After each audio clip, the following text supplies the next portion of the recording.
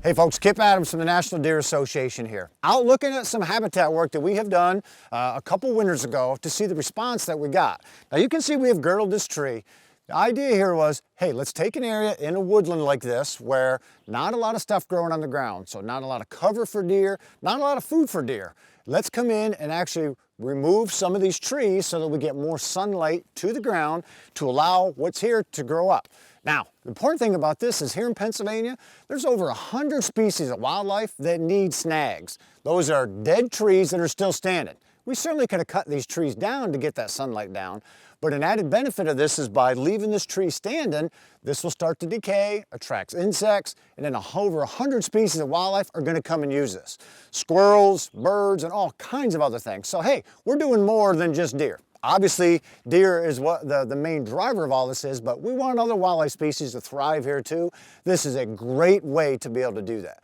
So what we have done is we would come in, we would girdle this with a chainsaw, cut around easy. Anybody can do this. If you're not comfortable felling a tree, that's fine. We're just cutting through this cambium layer.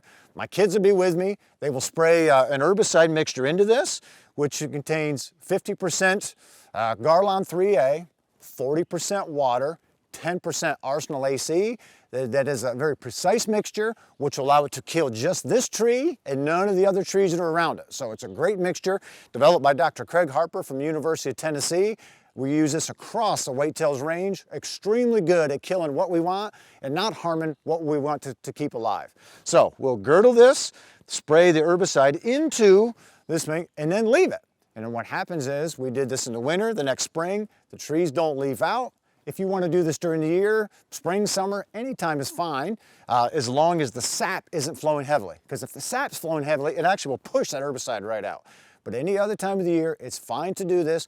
The tree will die, it will remain standing, good for cavities, but then also now you can start to see the response that we have around it.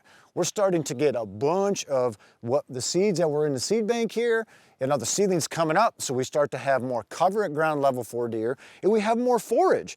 You can take a look. Yeah, deer might want to eat these leaves, these buds, but they can't reach them there. Well, they certainly can down here. So we're increasing forage available for deer in the zone that they can eat. We're providing good cover for deer, means fawns can hide better, means adults can hide better. But from a hunting perspective, if you go into a wooded area that's wide open, deer bust you a long ways coming in. They don't feel secure being there. They don't move as much during daylight. Well, in this situation, we can start to thicken this area up where they will want to be there more. They're not busting out, if we're coming in, because they feel secure, embedded. And then it also facilitates way more daytime movement.